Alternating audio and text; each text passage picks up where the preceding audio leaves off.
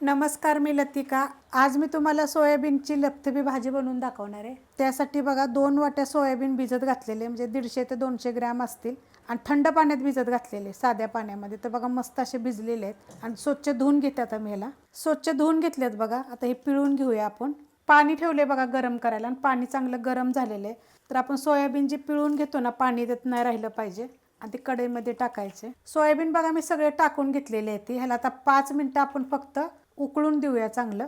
5 मिनिटं बघा मी 5 ते 7 मिनिटं चांगलं शिजवून घेतलेलं आहे। ते शिजतात लगेच, वेळ काय लागत नाहीये। त्याच्यापेक्षा जास्त आपल्याला शिजवायचे नाहीयेत। आता हे आपण असे घ्यायचे आणि थंड पाण्यामध्ये टाकायचे। थंड पाण्यात मी टाकून घेतले होते। तर त्याला काय करायचं माहिती आहे का, असं पिळून घ्यायचं, पूर्ण पाणी आपल्या ह्याचं पिळून घ्यायचं। असं पिळून घेतले आणि मी चाळणीमध्ये ठेवले। त्यासाठी मसाला मोठ्या आकाराचा एक कांदा घेतलेला आहे, भाजून घेतला। जास्त आपल्याला असं भाजायचं नाही, एकदम लाल असं आपण जसं चिकनला कसं वापरतो तसं इतका भाजायचा नाही, अशा पद्धतीत भाजायचा। थोडीशी कोथिंबीर घेतलेली आहे आणि अर्धी वाटी खोबरं खिसून मी भाजून घेतलेलं आहे। हा मसाला मी मिक्सरला बारीक करून घेते।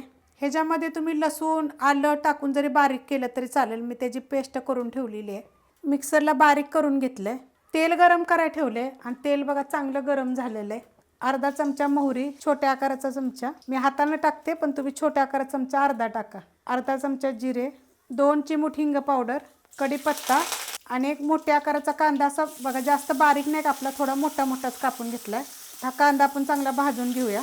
कांदा बघा हलकासा भाजलेला आहे, असा भाजून घ्यायचा। आता ह्याच्यामध्ये बघा 10 ते 12 लसणाच्या पाकळ्या आहेत, अर्धा इंच आलं आहे आणि एक हिरवी मिरची नाहीये म्हणून लाल मिरची कुटून घेतलेली आहे। तर तुम्ही हिरवी टाकली तरी चालेल, मी लाल टाकलेली आहे। तर ते परतून घेऊया। परतून घेतलेलं आहे। आता ह्याच्यामध्ये जो मिक्सरला आपण मसाला बारीक केला का नाही तो टाकून देऊया। मसाला बघा टाकलेला आहे जो मिक्सरला आपण बारीक केला तो। आता हे आपण 1 मिनिटभर पहिलं परतून घेऊया मीडियम गॅसवर। परतून घेतलेलं आहे बघा, ह्याला तेल चांगलं सुटलेलं आहे मसाल्याला। तर ह्याच्यामध्ये आपल्याला टाकायला एक बघा मोठ्या आकाराचं टमाटर मी चॉपरला बारीक करून घेतले। तुम्ही जर मिक्सरला बारीक केलं तरी चालेल, पण असं टाकलं की नाही की चव एकदम छान येते। आता हे पण आपण 1-2 मिनिटं एकसारखं मीडियम गॅसवर परतून घेऊया। परतून घेतले बघा टमाटर टाकल्यावर मीडियम गॅसवर 1-2 मिनिटं एकसारखं बघा असं चांगलं भाजून घ्यायचं। आता ह्यात बाकीचं साहित्य टाकून घेऊया। थोडीशी हळद टाकायची आपल्याला, जिरे धने पावडर आणि मिरची पावडर, ही तिखटवाली पण आणि कलरवाली पण आहे, 1 चमचा टाकलेली आहे। आता ही पण आपण परतून घेऊया। मसाला टाकल्यानंतर बघा मी परतून घेतलेलं आहे चांगलं, मस्त असा मसाला झाला आहे बघा। आता ह्याच्यामध्ये गरम मसाला पावडर 1 चमचा टाकायची।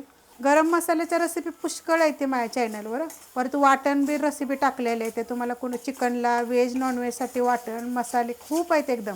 आता ह्याच्यामध्ये आपण चवीनुसार मीठ टाकायचं आणि ते मिक्स करून घेऊया।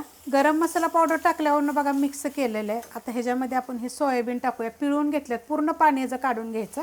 जर पाणी राहिलं त्याच्यामध्ये आणि आपण अजून वरून पाणी टाकणार ना, तर ते जास्तच पातळ होईल मग, पण पाणी पूर्ण ते पिळून घ्यायचं।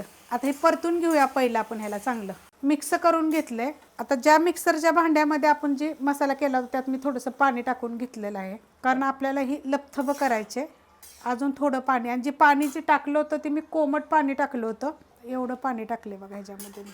आणि गॅस आता मी बारीक करणार आहे आणि आपण आता ह्याच्यावर झाकण ठेवूया। एक 5 ते 7 मिनिटासाठी किंवा 10 मिनिटासाठी बारीक गॅसवर ठेवूया। बारीक गॅसवर बघा 10 मिनिटं झाकून ठेवलं होतं बघा, एकदम मस्त अशी झालेली आहे। अशा पद्धती झाली बघा, मी तुम्हाला हलवून दाखवते। आणि एवढी लपथबी ठेवलेली आहे, लपथबीच असावी, कारण की भाताबर, भाकरीवर, चपातीवर तुम्ही खाऊ शकता, पुऱ्यांच्यावर बी खाऊ शकता, 1 नंबर चवीला होते। आता ह्याच्यावर आपण कोथिंबीर टाकून घेऊया। तुम्ही अशा पद्धतीनं करून बघा, चवीला एकदम छान अशी होते। जरा थोडी वेगळ्या प्रकारे मी दाखवली, झटपट होणारी रेसिपी। आवडली की लाईक करा, सबस्क्राईब करा, कमेंट करा आणि शेअर बी करा।